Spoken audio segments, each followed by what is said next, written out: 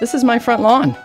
The Urban Farmers Guild of Sustainable Northeast Seattle is converging here today to convert my lawn into a food garden. The urban farmers promote sustainable living by encouraging people to grow their own food. That's me, Joann, in the red sweatshirt. It's the end of November, so we won't be planting the garden today. We're preparing the yard with organic material and nutrients to let it compost over the winter so that it can be ready for planting in the spring. Yesterday, one of the urban farmers was here with a sod cutter. He worked half the yard, the half closest to the house, and now we're removing the sod and taking it to the back where we'll keep it under a tarp to decompose for compost. The other half of the yard will be sheet-mulched. You'll see that later. Blueberries. Okay. This may not be able to happen because there's not enough space, but something between a couple of areas. This is Sue McGann, one of the permaculture designers from the Urban Farmers Guild. These bags completely decompose except for the string. And outside string. How long does it take for them to decompose? It depends on how much rain and how much you walk on them. But I replace my paths in my yard 2 or 3 times a year. You don't have to. I just like new carpet. We're using these coffee bags just as a weed barrier. They will decompose. We'll cover them with wood chips later.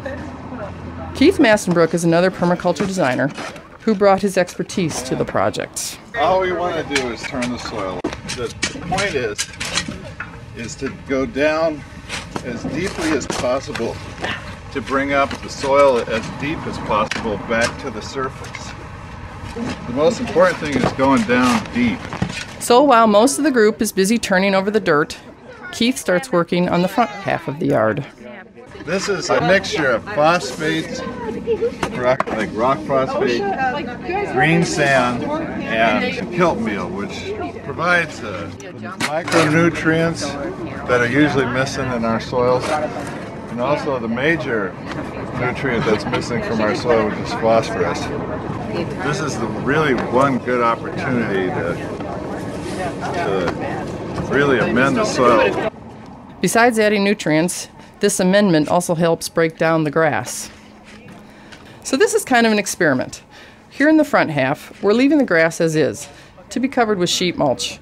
Sheet mulching is a lot less labor intensive than using the sod cutter and turning the soil. In a year or two, we'll be able to compare the results. On top of the grass, they pile on a layer of compost.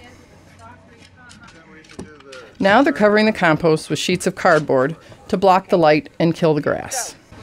The thing is, you really want to overlap the cardboard, and you want to overlap the edges, because the best place for, and I know it means hanging out over the sidewalk a little bit, but it's worth it to try to make sure that that grass under there doesn't poke its nose, head out, get sun, and then start propagating like crazy.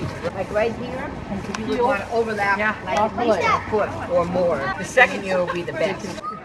While that's going on, Keith is adding the same amendment to the overturned soil on the other half of the yard. Now they add compost, just like in the front. Here comes the fun part. Leaves. Lots and lots of leaves, gathered from all over the neighborhood. Leaves on top of the cardboard in front and on top of the compost in back.